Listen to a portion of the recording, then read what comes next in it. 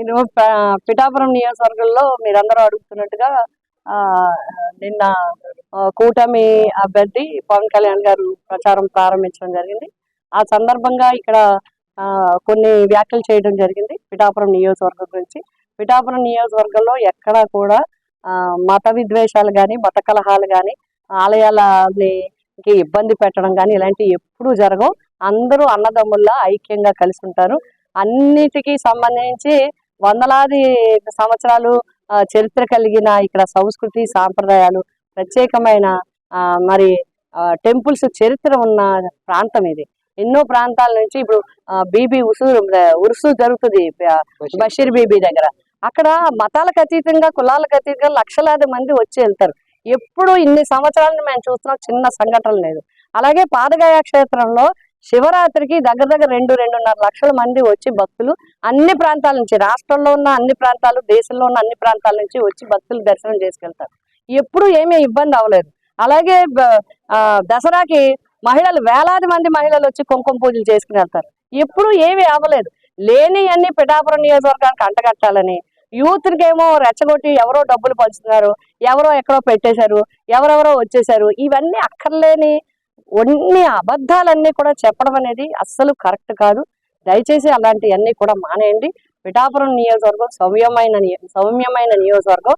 పిఠాపురం ప్రజలు మంచివారు, రైతులు, అన్ని వర్గాలు ఉన్నారు, అన్ని కులాలు ఉన్నాయి, అన్ని మతాలు ఉన్నాయి. ఎప్పుడు కూడా ఏ ఎన్నికకి కూడా చిన్న డిస్టర్బెన్స్ కూడా ఎప్పుడు జరగదు. కావాలని కొంతమంది చేయాలని ప్రయత్నించిన పోలీసు యంత్రాంగం, ఎలక్షన్ కమిషన్ తీసుకుంటూ ఉంటది. ఆ విధంగా ఎవరి ఎలక్షన్, ఎవరి ఎజెండా, ఎవరు ప్రజలకు ఏం చెప్పాలో అది చెప్పుకుని వెళ్ళే విధానము ప్రజలు ఫైనల్ గా నిర్ణయిస్తారు. ఎవరు గెలవాలి, ఎవరికి ఎంత మెజార్టీ రావాలి, ఎవరికి ఎన్ని ఓట్లు రావాలని నిర్ణయించేది ప్రజలే. మేము ప్రజలే దేవుడిగా భావిస్తున్నాం, ప్రజాస్వామ్యాన్ని గౌరవిస్తున్నాం. ముఖ్యమంత్రి జగన్మోహన్ రెడ్డి గారు కూడా ప్రజాస్వామ్యాన్ని 100% అసలు ఈ రోజుల్లో ప్రజాస్వామ్యం అంటే విలువలు తగ్గిపోయాయి. రాజకీయ నాయకులు అంటే నెగ్గడం, వాళ్ళ సొంత పనులు చూసుకోవడం అనే విధానం పోయింది. ప్రజలు మాకే ఒరుగుతుంది ఎవరు నెగ్గితేనే అనే నిర్వేదన నుంచి ఈ రోజు మాకు ఈ ప్రభుత్వం ఉంది, మాకు జగనన్న ఉన్నాడనే నమ్మకంతో ఈ రోజు పేద ప్రజలందరూ కూడా కులాలకి మతాలకి మాత్రమే కాదు, పార్టీలకు అతీతంగా ఏ పార్టీ జెండా ఎగిరినా కూడా పథకం ఇచ్చింది భారతదేశం మొత్తం మీద జగన్మోహన్ రెడ్డి గారే. అటువంటి పరిస్థితుల్లో ఈ రోజు ఈ నియోజకవర్గం ఇంత చక్కగా ఉంటే లేనిపోని అన్ని నియోజకవర్గానికి అంటగడ్డు రాజకీయాల కోసం ప్రజలలో విద్వేషాలు రెచ్చగొట్టడం కానీ, ప్రజలంతా డబ్బుల కోసమే ఉన్నట్టుగా వాళ్ళని వెళ్ళిపోండి తెచ్చేసుకోండి అంటే ఏంటిది? ఇది కరెక్ట్ పద్ధతి కాదు, కరెక్ట్ విధానం కాదు.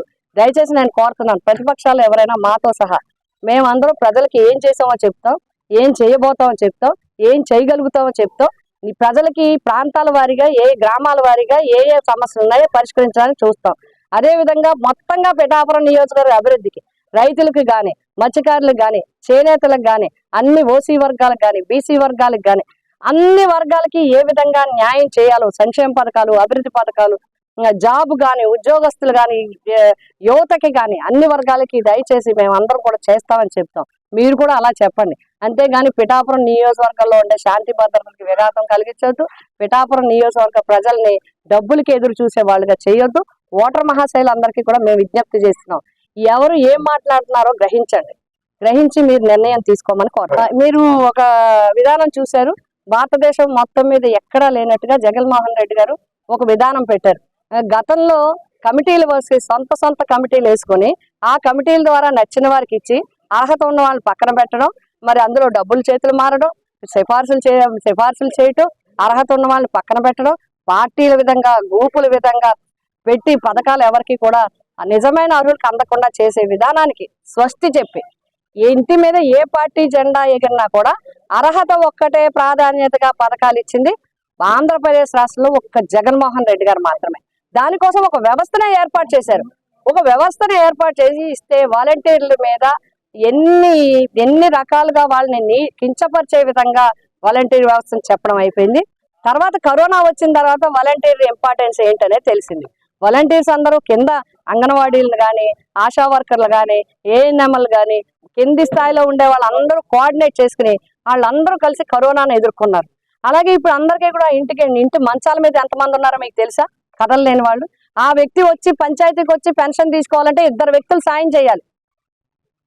అలాంటి వాళ్ళ కోసం మీరు వ్యవస్థ ఏర్పాటు చేశారు. వృద్ధులు, వికలాంగులు, దివ్యాంగులు, అదే విధంగా మరి ఎంతో మంది పేదవాళ్ళు, వాళ్ళు తిండికి పేదవాళ్ళు కావచ్చు, లేకపోతే పేదరికంలో ఉండొచ్చు, మరి ఆత్మాభిమానానికి ఆత్మాభిమానం కలవాళ్ళు ఆ పేదవాళ్ళు. అందుకే అది గుర్తించారు, పేదరికాన్ని గౌరవించి ఒక వ్యవస్థ ఏర్పాటు చేస్తే నిన్న కూటమి అందరూ కలిసి ఎన్నికల కమిషన్ మీద ఒత్తిడి తెచ్చి ఈ 3 నెలల్లో కూడా పెన్షన్లు వాలంటీర్లు ఇవ్వడానికి వీలు లేదని చెప్పి ప్రజలకుండే సౌకర్యాన్ని తీసేశారు.